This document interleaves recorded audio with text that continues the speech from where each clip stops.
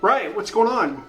I, as you can see, am back way sooner than I think anybody would have expected, given my track record over the last almost 2 years. But this week actually turned out to be entirely different than I was expecting it to be.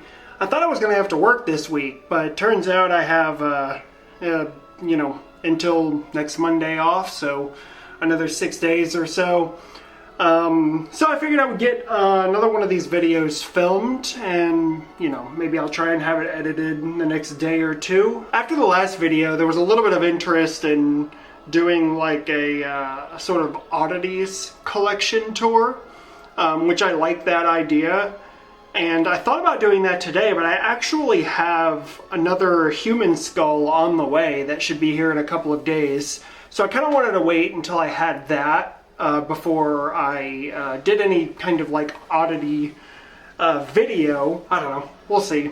Lots of promises are made with these videos and I very rarely ever actually follow through. Anyway, I don't have a ton of space on this memory card, so I want to try and film this and get this done before I have to switch the memory cards because I don't want to deal with it.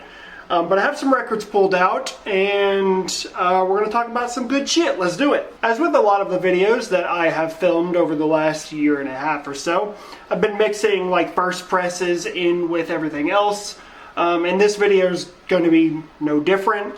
The first thing I have pulled out here is actually the last of the first presses that I got from this band, because I basically got all of the first 4 albums and then the one of the EPs, and I've shown everything except for this. This is Cannibal Corpse with The Bleeding. This is obviously the 4th full-length album from 1994, and luckily I don't have to really talk much about this musically or anything like that because everybody knows this record.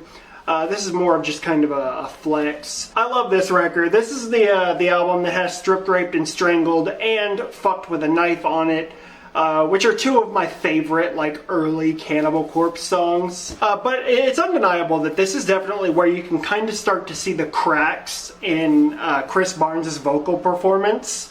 It's nowhere near as kind of like deep as like Butchered at Birth or Tomb of the Mutilated. And there's more like high screams on this one than on either of those albums or even Eaten Back to Life. But I actually still really like the vocal performance on this record.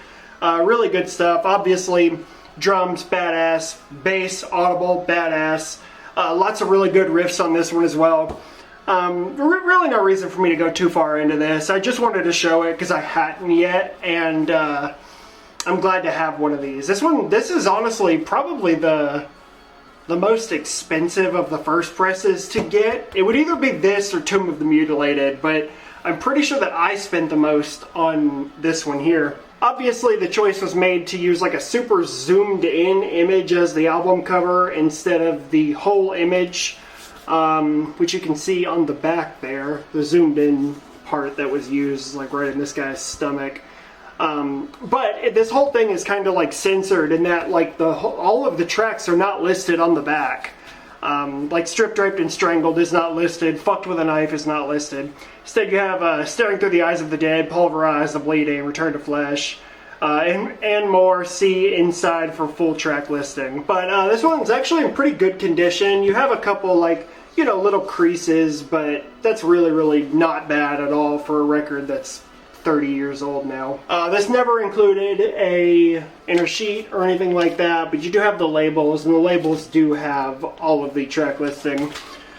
Really good shit. Like I said, you can definitely see the cracks forming in Chris Barnes' ability to do those super deep vocals, but I don't really think much is like subtracted from the final product here. This is a really good record, and I think everybody here probably knows that, but if for some reason you haven't heard this one, better late than never. Cannibal Corpse, The Bleeding.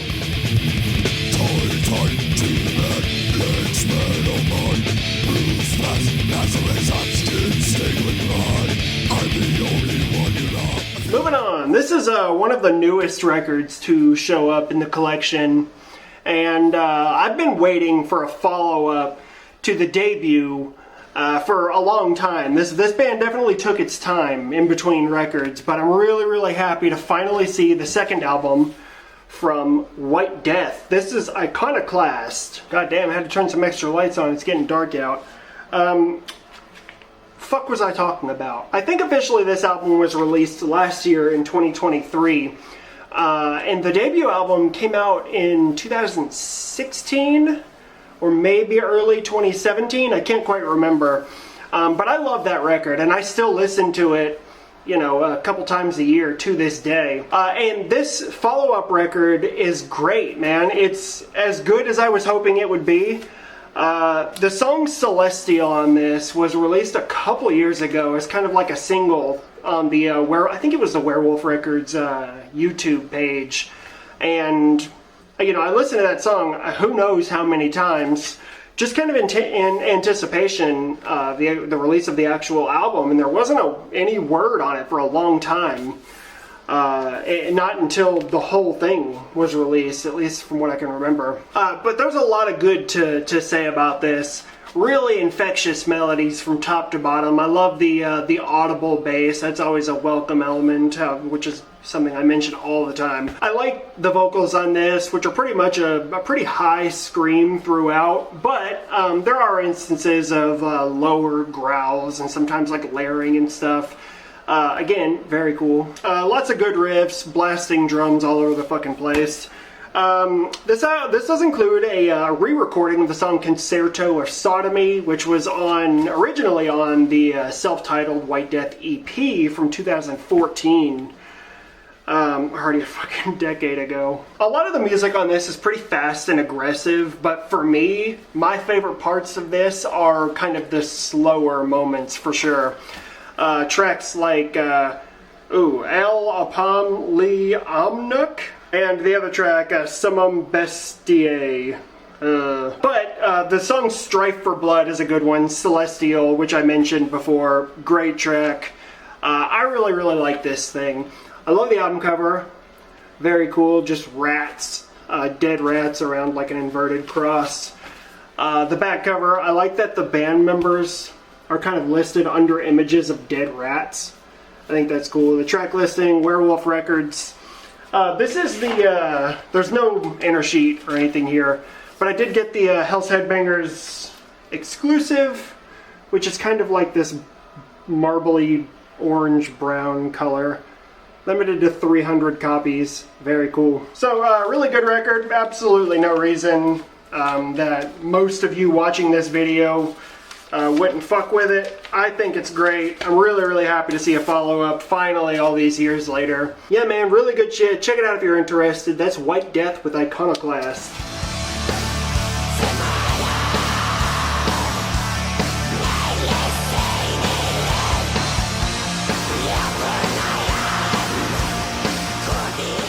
Moving on, this is a totally different style of metal here, but this is really good stuff, and when I first heard about this, I pretty much immediately put it on because I heard kind of what it was, and I knew I was going to like it immediately, put it on, and I liked it immediately. This is Fester Decay with Reality Rotten to the Core. This is a Japanese sort of gore grindcore type band. So when I first heard about this, I heard about it as like this is one of those bands that do early Carcass, and they do early Carcass really well. And that's pretty much true. I would say that this is more than just, you know, another kind of like Reek of Putrefaction, Symphonies of Sickness sort of redo. But I mean, really, if you're a fan of that stuff, you're gonna really like this. I would say personally, because this is a Japanese band, I would say that I prefer the Pharmacist stuff to this, but really, like, they're each good bands kind of in their own way. But this is really good. And obviously this band was going for like the Carcass thing, you know, from the album cover. The name of the band, Fester Decay, is kind of reminiscent of like the song title Fester Day. And really even the name of the album, Reality Rotten to the Core, kind of reminded me of the song from Reek of Putrefaction, Pisocicified, Rotten to the Gore. And I'm sure that was not, you know, unintentional. So, it's really, really good stuff. I love the super nasty, like, gurgly kind of vocals. Lots of really good, just riffs, lots to sort of latch on to and nod along with on this thing. This is the debut album, by the way, from last year, I believe. 350 copies. This is just black vinyl. I know one of the guys in this also plays in the band Viscera Infest, if you're familiar with that. Also a really fucking nasty band. I dig it. But yeah, man, I mean, I'll show you what this looks like if you need to see. This is actually a little bit different in that I don't believe that any of these are photos, and if they are, they've been manipulated to kind of not really look like photos. But it's really cool regardless. On the back cover you have more of that sort of nasty collage stuff. You have the band logo at the top there, all the track listing. This was put out through Everlasting Spew. Pathological Stench, Gore Grind, you get it. Yeah, that's definitely not like a photo of a real baby anyway. I don't know. This includes a inner sheet. Again, band logo, sort of collage. And I really like this image on the back too. Very cool. The vinyl itself is just black, but if you're curious about the labels, they look like that. So yeah, man, really good stuff on this one. I'm a fan of this band, and I'm excited to see what comes next. Because I could always do with more stuff that sounds a lot like this. So if you like this kind of thing, you can't go wrong. That's Fester Decay with Reality Rotten to the Core.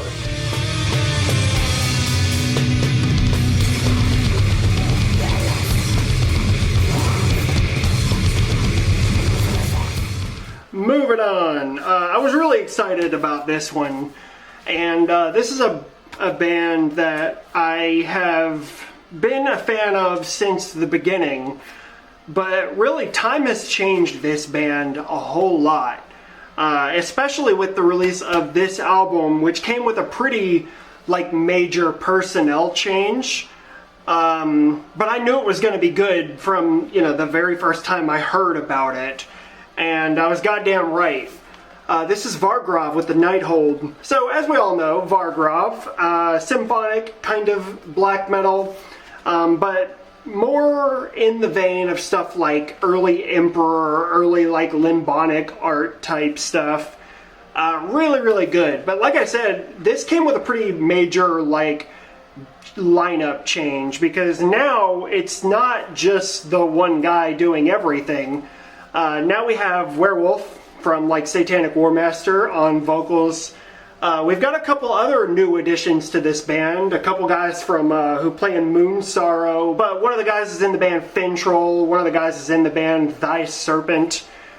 So it's now like a full band, and this record is fucking fantastic. So honestly, I'm glad to see it. But this is really good black metal with lots of little embellishments in the form of like synths and choral voices and whispers and chimes. All that kind of stuff. Very, very good.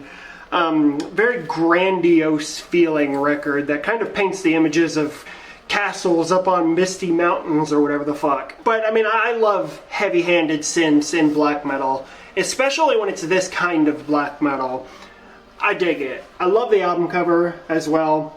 Very cool. Band logo at the top is very cool as well. On the back, it's kind of a classic layout. With a shot of each of the members and the track listing in the center. Very cool. There is the inside, a shot of the full band, all of the lyrics. This comes with a big poster of the album cover, which I just showed you, so I'm not going to do that again. The vinyl itself, I don't remember what this is limited to. It's kind of like clear with this brown, cloudy splatter type deal. See, I'll show you my phone behind it. Yeah, you get it. Very cool. Yeah, man. White hot. I fucking love it. I love this band. I'm pretty sure that I've talked about every record that this band has done so far. And I'll probably keep doing that because this shit's white hot. But if you haven't heard this, if you haven't heard this band, probably even start here. This is great. Vargrav, the Nighthold.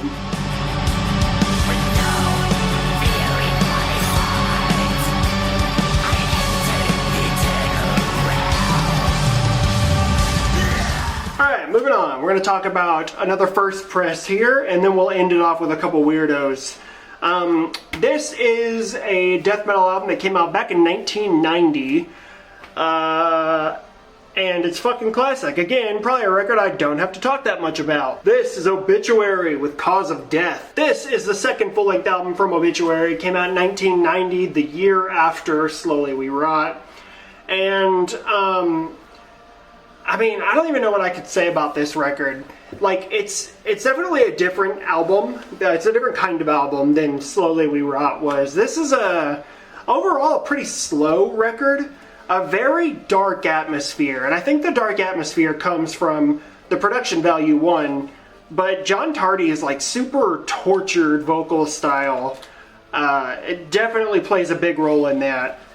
James Murphy, the lead guitarist, his solos on this record also do a lot of legwork, and it's super well appreciated for me. I mean, really, it's just a dark sounding record, and I dig it. I don't know if I like this one personally as much as I do Slowly We Rot. I like the sort of faster, frantic sort of energy on that album. But this album definitely is a sign of some kind of like mature evolution, and I really like this one. I don't need to talk much about it. I want to show you it though, because it's cool. I'm glad to have a first press of one of these. It looks to me, maybe I'm wrong, I don't know if you can tell. It looks like somebody put a piece of paper on this at some point and like traced the Obituary logo, because there's the slightest indent around the whole thing. And I don't know if it shows up on camera. But yeah, I don't know. I like stuff like that. I think it's cool. But again, pretty good condition overall.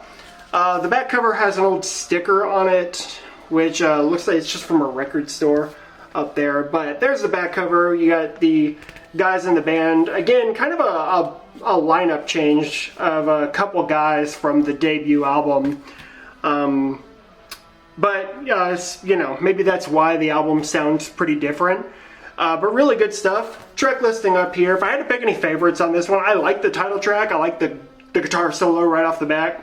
The song Infected is another really good one. Chopped in Half. Circle of the Tyrants is a Celtic Frost cover. Yeah, just a good one, man. This is Road Racer Records from 1990. This does include the original inner sleeve, another shot of the band, and you've got like thanks and stuff on this side. The vinyl itself is just black. But those are the labels if you're curious. I guess everybody probably knows, but I'd be remiss not to mention that this album cover was originally intended to be used for Beneath the Remains by Sepultura. But, I don't know, got changed at some point. And Obituary grabbed it, but I think it's really cool. Great shit, really gnarly, early death metal. I dig it. I'm sure you guys too. That's Obituary, Cause of Death.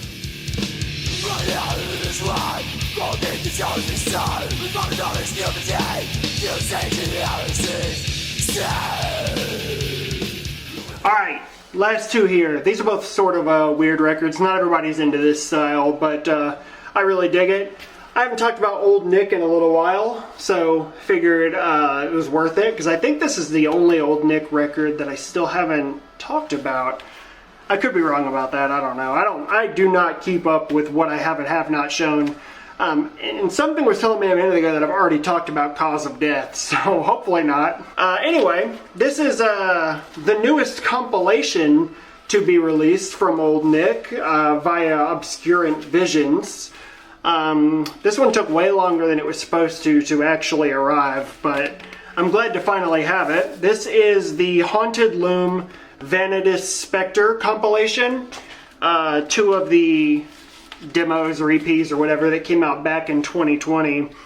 Haunted Loom, I fucking adore it. I love that one. The Vanitas Spectre is actually one of my lesser favorites, but really, I mean, you know, it's all good stuff, but that's definitely one of the ones that I know less than all of the others. But, I mean, at this point, you guys probably know Old Nick, whether you love him or you hate him.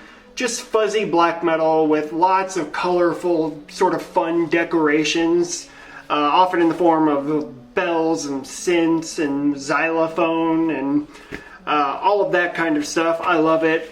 Lots of really good melodies from front to back, and they're kind of anything but subtle. It's just fucking good, man.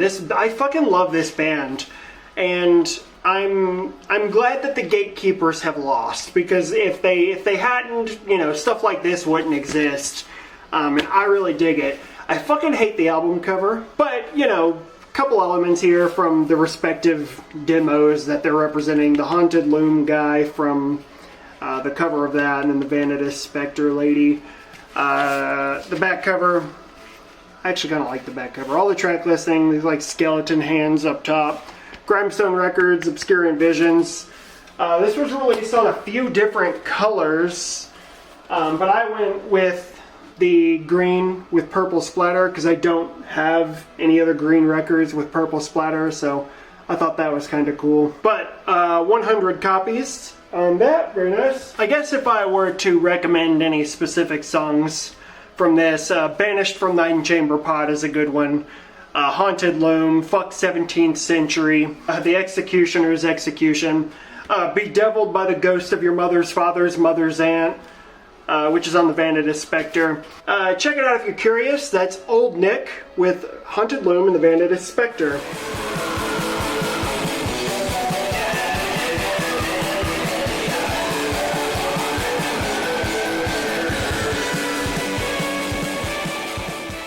Finish this off. This is a German band that I've talked about a bunch of times on this channel. This EP came out back in 2021, and for whatever reason, I just don't know that I've talked about this one before. I know that I've never talked about the LP before, because whenever it was put out, for whatever reason I missed it, and I think that it was because it was put out through Darker Than Black instead of Hammerbolt. Because I am talking about Assassination. This is Red Magic Faction.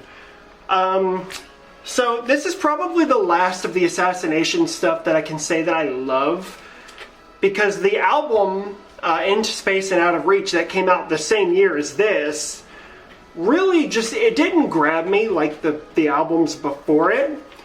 And the release, like Autumn Brown is the New Black or whatever, that came out the year after, definitely didn't really do much for me. But I love this. And really, I like all songs on here. Road Magic Faction, Galactic Revelation, Into the Blue might be my favorite. I don't know, Stardust, the last song. I like the clean vocals, I like the harsh vocals, I like the music. But it's just fun, catchy, sort of like psych rock, black metal stuff. And I'm a sucker for this kind of thing. The album cover is cool. It's got like the hammer and sickle logo, except it's like a snake and a wand. There's the back cover there. This is put out through Darker Than Black. Again, though, no lyric sheet or anything like that. It is just single-sided, but the B-side has like the etching of like the hammer and sickle thing that's on the front cover. Very cool. Yeah, I mean, really not much to say about this. I kind of just decided to talk about this because I think I've talked about every other Assassination release. Or maybe I haven't talked about Autumn Brown as the New Black, but whatever. I really like this. I like this band. This band's been quiet for a little while now, and I'm not sure why. I don't know if we're going to see another release at some point, but I'm always curious to hear what this band's going to do next.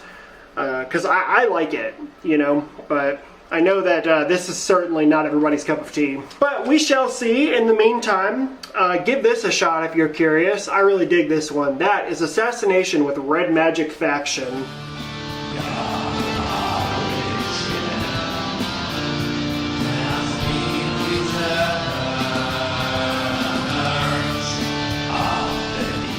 Anyway, that's it for me. Thanks so much for sticking around. I'm going to see if I can get at least one more video filmed and whatever before I have to go back to work. I don't know. I hope the footage here is workable. I feel like this was a fucking mess. I did have to change memory cards, but I don't know. I'll see what I can do. I'll see if I can make a working video out of this bullshit, but We'll see. Until then, thank you, and we'll be back soon. Later.